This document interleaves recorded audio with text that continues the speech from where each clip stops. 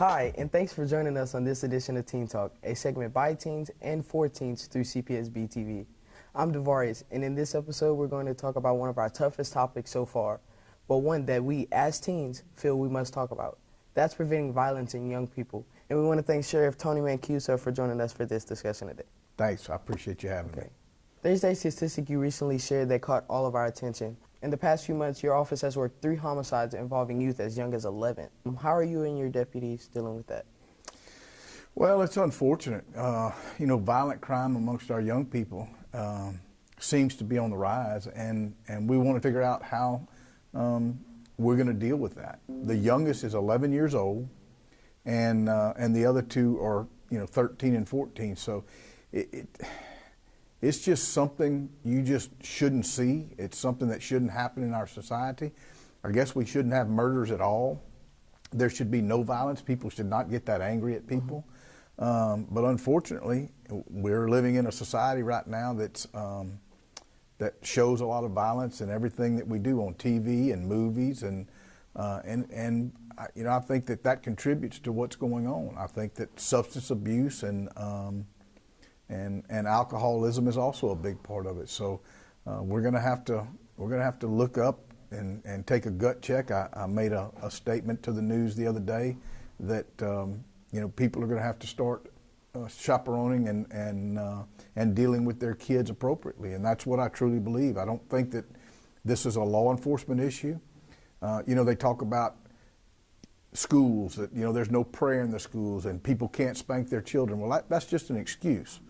They're making excuses for our children, and we shouldn't make excuses anymore. It's not the school board's job to raise our children. It's their job to educate our kids. It's not law enforcement's job to discipline our children. All that is from home.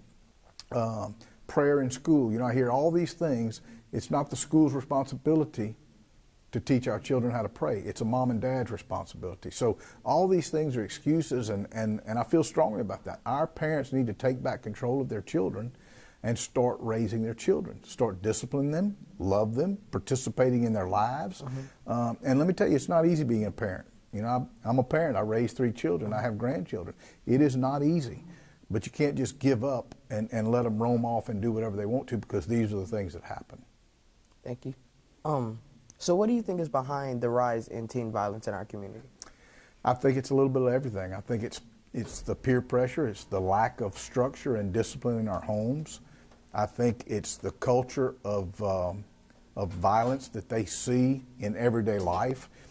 It used to be, if you really wanted to see a violent movie or something of that nature, you went to the TV show and paid, and you had to be of age to do that. Now, you can turn on any TV show just on regular TV, and you're going to see violence. You're going to see sex. You're going to see, you're just going to see things that young people should not be exposed to. But the other side of this is we live in the United States of America, and people's beliefs are that we have freedom of speech and the government, and we should not censor anything. So, we're going to have to learn to balance that to try to protect our kids somehow from being exposed to so much at a young age. Computers, people can Google anything and find out anything that they want to find, whether it's appropriate content or inappropriate content. So we have to figure out a way to go back to basics, in my opinion, and protect our young people for some of these things that they're exposed to at a young age. Some students' parents feel the need that they don't have to hold their children accountable. What do you need to say to the students to take their own personal responsibilities? Well, there are parents out there that struggle with substance abuse and drug abuse, and many times those are the parents that don't take responsibility for their children, and the children are left to kind of raise themselves. So I would tell young people that you still are responsible. You may have parents that have never been good parents, and there's a lot of kids out there that have that problem. But you are still responsible for your actions. You still will be held accountable for your actions, no matter what that is. And I've often told young people, there's paths in lives that you're going to take, and you're a human being. You're going to make mistakes. Life's not easy. It's not perfect. but there are some things you can't deviate off of or you're going to get in serious trouble. One of the main problems we have in this community, and so when I say you need to hold yourself accountable as a young person, which I think is really what the question was, if you stay away from drugs and alcohol and you try to do the right thing, you're going to succeed in life, no matter what that is. Yes, sir. You may not be rich, you may not drive a Ferrari, you may not have things that other people have, but the cops aren't going to bother you. You know, you're not going to live a life of crime and be put in jail and thrown in jail. But you'll be an honest person that works hard, and you will struggle but make it through life. Mm-hmm. We've heard a lot about the zero tolerance rule and the curfews. So can you tell us what the curfews are and how they're being enforced? Well, after this incident, this last incident, we just wanted to let parents know, look, you're responsible for them from the time they wake up in the morning till the time they go to bed at night. If they are out after curfew now, we're going to do something about it. We've met with all the chiefs of police in the area. We've always had a curfew, and it's not that we don't enforce it. We just, we get lax too, and we don't want to harass people. But it's gotten to a point now where we got kids running around, and it's teenagers. They're running around, and we got them on video all over our parish, trying to open doors to steal out of cars and stuff. So we're going to crack down. We're going to patrol heavily. We've started a task force of deputies and city policemen from all over the parish to drive around and look for these young kids that are out after curfew, and we're going to do something about it. Yes, sir. Thank you. One of the challenges young people have faced with the pandemic and the hurricane recovery is finding a fun, safe place outside of our homes to hang out. What can you recommend as an outlet? Well, it is a problem. There's sporting events have been canceled, or they're limiting certain numbers of people that can go to those sporting events, and so I think that this is where family activity, again, it goes back to the parents. It is their job to help you find constructive ways to entertain yourselves, and whether it be participating in an outside activity with your parents or your neighborhood friends, you can still do things that are perfectly legal and perfectly fun if you think about it and get creative. Unfortunately, right now in these times, it's tough to think of exactly what we can do. But you can still play board games at home with family and friends that don't have COVID and that they're safe and you can be around them. Normally we're used to just going out and being with strangers in venues, whether it be a sporting event or going, walking at a park or whatever. And so now with this pandemic, we're a little more isolated, but it doesn't mean we can't do things with our families and our close friends within our neighborhood. And activities outside, you can still participate in activities outside as long as you stay, again, social distance and you're not right on top of each other. So I think right now we just need to use some good common sense. There's plenty to do. Go fishing and there's plenty of places. Look where we live. We live in Sportsman's Paradise. We have water all around us. So there's things that people can do and get creative to do. They just need to find those things that are legal and constructive and not destructive to do. We understood that there's a new plan in works about how students can report a crime or a threat. What can you share about this? We just rolled it out this week, the Safe Calcasieu app, and it's a way for really not just students, really anybody. It doesn't replace 911. If there's an emergency right now going on, you still need to call 911. But let's say you're at school today and you saw something that just didn't quite look right, and it didn't have to be at school. It could be at the mall. It could be anywhere. Or maybe you for instance, we all live in a neighborhood. Maybe you see a vehicle there that just doesn't belong. It's all of a sudden been there, and you've seen it 2 days in a row. And call it in. It's anonymous. Nobody knows who you are, and send it on that app, and we'll check it out. Maybe it's nothing. It could be but maybe it is something. And so, I've often said that police departments are no better than their communities let them be.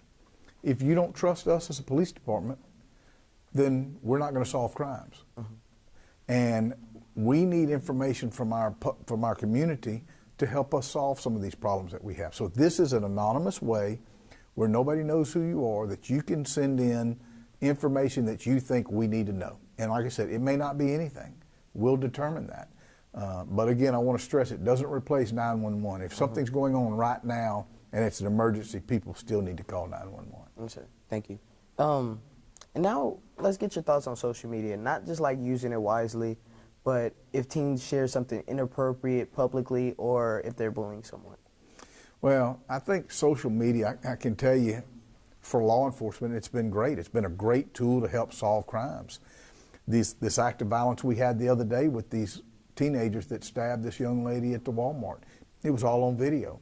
I mean, what better evidence can we have to use to get a conviction on somebody than what people put on social media? And therein lies why you have to be careful with what you put on social media. Number one, you shouldn't be breaking the law, but number two, not only the bad stuff that's put on social media, but if you put certain information on social media and like where you live, that could give a predator an idea of how to come prey on you. If you put, inappropriate pictures that is just meant for you and one other person, I mean, once you put it out there, you can't take it back. So you need to be careful on what you put. And then look, all of you are becoming young adults. You're going to be getting jobs in the next few years. You're going to want to go to college. You don't want to put something inappropriate on your social media that could cost you a job at some point. You see now where people, and look, let's face it, we're all human beings. We all say and do things sometimes we don't really mean, but we just do it because we're mad or we're, you put something on social media and then, you go get a job when you're 20 years old or trying to get a job, and they look back at your profile and your social media and they see something that you said when you were 16, 17 years old that was maybe not appropriate. That may cost you from getting the job that you wanted to get. So I think you talked about personal responsibility. We are all responsible for our own personal responsibility. So you just have to be cautious and you have to be smart about what you're going to put on social media and how, and then think of the lives that you could affect by talking about somebody on social media.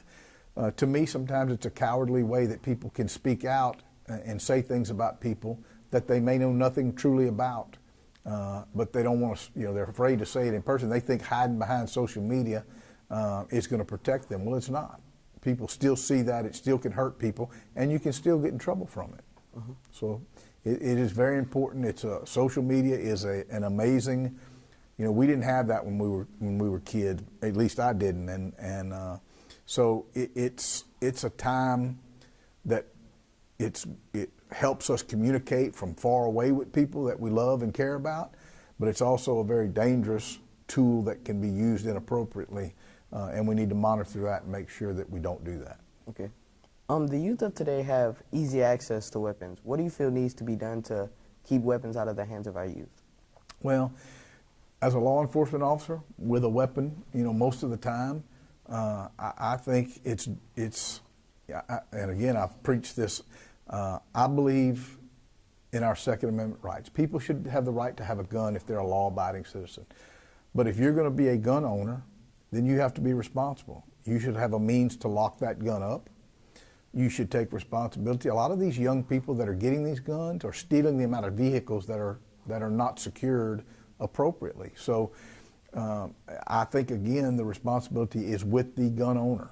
It is their responsibility to secure that. Like in my house, I have a lot of guns, but they're all in safes. Every single one of them are in a safe. So we keep them locked up. If you're a gun owner, then you should keep your guns locked up and secured appropriately.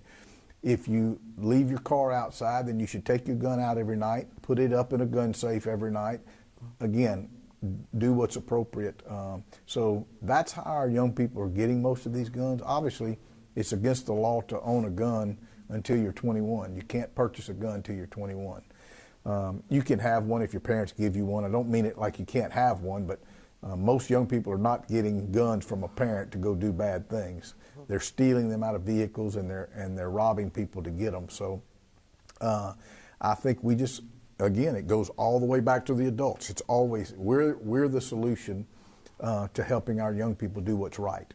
We're terrible role models right now.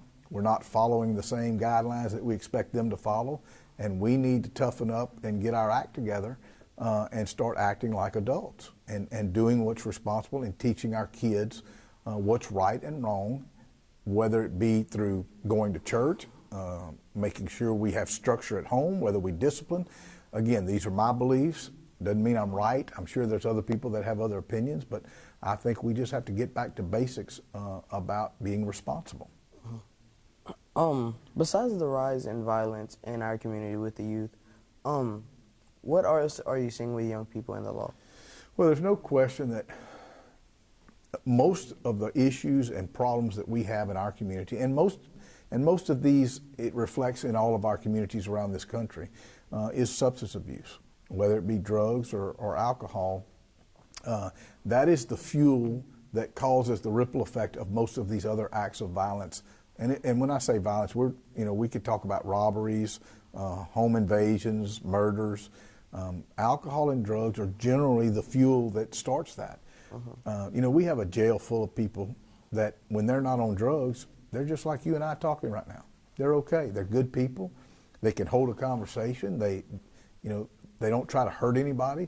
But when they get hooked up on drugs and start stealing and get high, they do things that they would not normally do. So I don't know. We arrest people every day for drugs and selling drugs and stealing because of drugs. It's a cycle that if this country doesn't figure out a way, and look, we've been trying, my whole career, we've been trying to figure out a way to stop the influx of drugs and people doing drugs, but it kind of goes back to what you talked about earlier about how do we take control of our personal responsibility, and that is the key. It's all of us that are responsible for our actions. So as long as there's people out there that want to do drugs, and they're going to get the drugs, so. Okay. You mentioned earlier that you're a dad and a grandpa, and if we were your kids, what advice would you give us? If you were my kids, I would say, hey, kind of what I said a while ago. You know what? Life's tough. Every day's a challenge. You're going to be knocked down for different reasons. Different things in life happen that you have no control over. But you are responsible, and this is what I've told my children. You're responsible for your actions. The only thing you need to do is make sure you work hard, you're honest, you tell the truth, and everything else will work itself out. Doesn't mean it'll be easy. Doesn't mean anything's going to be given to you. It just means that you're responsible for your actions, and if you do the right thing, let me tell you, it's easy to screw up. It really is. It doesn't take a whole lot of effort to screw things up. It's hard to do the right thing sometimes. It really is. Sometimes it's hard to take up for a person that you see being wronged. You see somebody bullying somebody or talking down to them. Sometimes we don't stand up. Sometimes we don't go and tell that person, hey, leave them alone, because we're scared or we're intimidated or we just don't want to get involved. It's hard to do the right thing. And we need to learn as a society to do the right thing, even when it's tough. I tell young people, it's easier to stay out of trouble than it is to get out of trouble. Once you take that path and you've become labeled a troublemaker and people don't trust you, and it's all about trust. They don't trust you. It's hard to gain that trust back. And then some people just give up and they lead a life of crime the rest of their lives. So it's easier now to make a decision at the age you're at that, look, you know what, I'm just going to do the right thing. And it's hard. It's not always easy. Okay. Is there anything else you would like to add to say to the youth? I thank you for inviting us. I think it's for inviting me. I thank you for giving me the opportunity to speak my views. That's what's so great about living in the United States of America. We all have the opportunity to say what's on our mind, and we don't have to worry about somebody punishing us or threatening us because we want to say what's on our mind. But I encourage all of you to have your beliefs and stand up for your beliefs. As long as it's the right thing and it's not to hurt anybody, we should speak out and say what we think's right. Thank you. It's been such an honor getting a chance to talk with you today, Sheriff. And we want to thank you again for being our guest. Well, thank you. I appreciate it. It's an honor for me to be here. Yes, sir. Thanks for watching this edition of Teen Talk. We'll see you next time.